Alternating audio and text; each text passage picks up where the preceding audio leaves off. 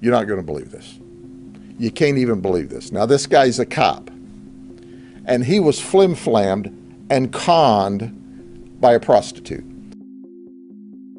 Meet Jason diprima. He is employed as the Deputy Chief of Police Administrations for the Cartersville Police Department in Kingston, Georgia. If you had a blind faith in the system, you might believe that this man is a hero and he was here to serve and protect with the best interests of the people in mind, but you'd be wrong. In fact, the truth is quite opposite of that notion. It seems diprima's interests and services lie elsewhere.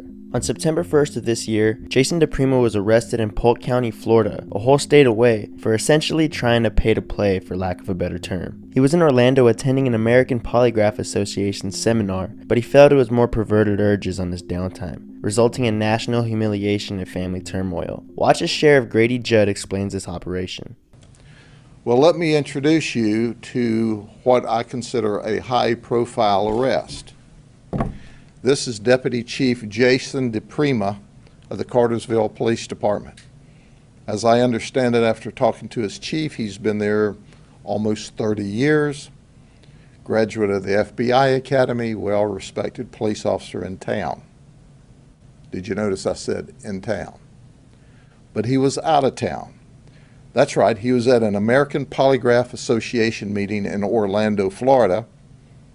Let me say this clearly. I don't want you to miss it.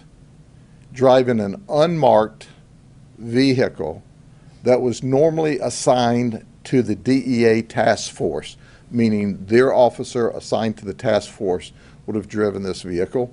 But apparently his vehicle was not so good to make the trip, so he's in one of the undercover vehicles. When he shows up at our undercover operation in the government vehicle, carrying alcoholic beverages, apparently some Bud Light for himself and White Claw for our undercover operative. That's right, he bought a case of White Claw because she said she would like it. So ostensibly, this guy has come to have sex with a prostitute while driving the Cartersville Police Department undercover vehicle, and he was in possession of alcohol, which of course, had we not intervened, he was going to drink that, engage in sexual conduct, and ultimately get in his government vehicle and drive back to his hotel. But newsflash, this is Jason diprima, 49 years of age, his picture at the Polk County Jail. He just couldn't resist the urge to be with our undercover detective, who he thought was a high-class prostitute. So he comes to the house. Ultimately, he's arrested. But the conversation is very interesting. He told her before the takedown occurred that the night before he had engaged with another prostitute online for $200. And that prostitute said, hey, go get a Cash App card. You know, you can buy them at the convenience stores. And he did for $200. And then she said, I want you to take a photograph of it so I know you've got the money. Well, duh. He took a photograph and sent it to the alleged prostitute on Wednesday night, according to him. You're not going to believe this. You can't even believe this. Now, this guy's a cop, and he was flim-flammed and conned by a prostitute. That's right. She took the information off of the card, got the $200, and left him high and dry. He was ripped off in a confidence scam. So that was on Wednesday. Then he talks. He's not giving up. Then he talks, and Thursday night at just before midnight, he shows up. He shows up with this White Claw, and it's like, what are you thinking? What are you thinking? What is going on? You're a deputy chief, a high-ranking official in a very respected police department, and you're showing up with White Claw and 2 Bud Lights. But listen to his text. He's real suspicious. I guess you would be after you got ripped off the night before. Listen to his text.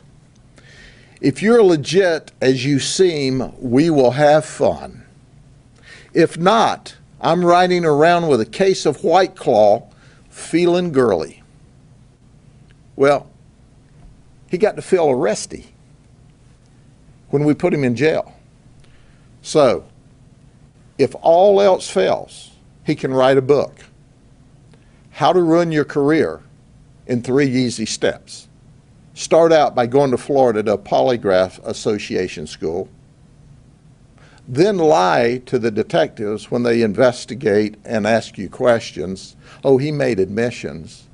But it's like, I wanted to ask him, since he's a polygrapher and was at polygraph school, would you like to take a polygraph with those answers you gave us? How would that work for you? And according to all the information we received, he's got a beautiful wife and a great family. And you just want to go, come on, man. Have you lost the last 3 brain cells? Or do you just have cabbage for brains? Why would you do that? Anyway, he's charged. He's managed, obviously, to create a great deal of angst with his family. His police chief is angry beyond words, which I certainly clearly understand. He's embarrassed the city. He's been a police officer there for a long time. And now he's facing criminal charges in Florida. He embarrassed our entire industry with his arrest. But you know what? Here's one thing you can count on. Write this down in your little book. You come here, you violate the law, we're going to put you in jail. We don't care who you are, because you become a criminal defendant and a criminal violator of the law, we're going to arrest you. Because we have a safe community. We have a community that looks out for the best interest of our children. We have a community that looks out for the victims of human trafficking. And we have identified some already because we have counselors that come to our human trafficking ops. But you know what? This guy's adding to the problem. And when you come here and add to the problem, you end up in a jail uniform like this. He knows better. He knew better.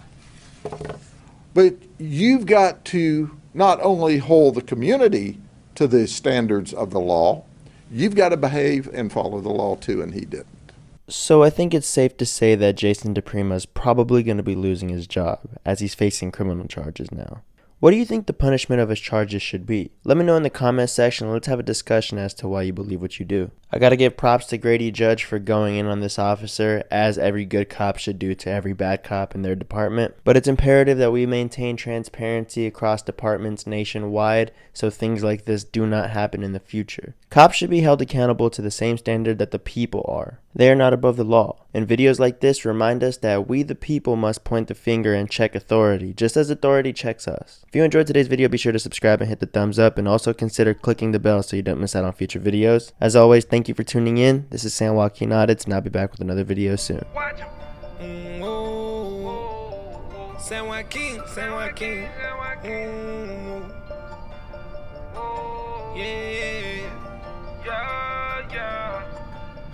Gotta watch 'em. We know the way that you coppin'. We don't give 'em no option.